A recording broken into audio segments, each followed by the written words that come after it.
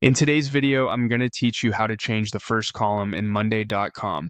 By the end, you'll know exactly where to find your board, how to make updates to that first column, and what you can and can't change there so you avoid frustrating roadblocks.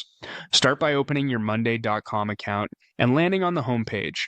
This is your central hub. If you use multiple accounts or have guest access in other workspaces, double check you're in the correct place before moving on. Having the right permissions matters here. You'll need edit access to make changes on a board.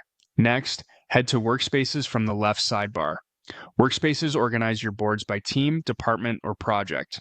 Choose the workspace that contains the board you want to adjust. If you have a lot of boards, the search bar at the top is helpful. Type a keyword from the board's name to find it faster. Open the board you want to work on. Once the board loads, look to the far left. That first column is the primary column. In Monday.com, this is typically the item name column, the one that gives each row its title.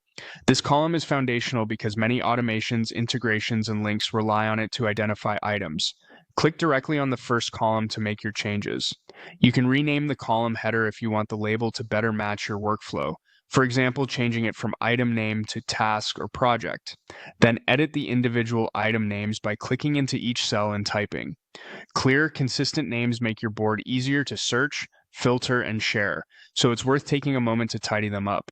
You can also adjust the column's width by hovering over the divider and dragging it, so longer names are easier to read. Now, an important limitation to keep in mind. The first column cannot be deleted, and it cannot be changed to another column type. You can't turn it into a status, date, numbers, or any other specialized column. That's by design to keep the structure of your board stable.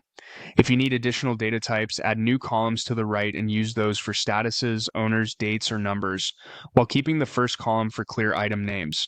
You can reorder other columns around it, but the first column will always remain first. That's it.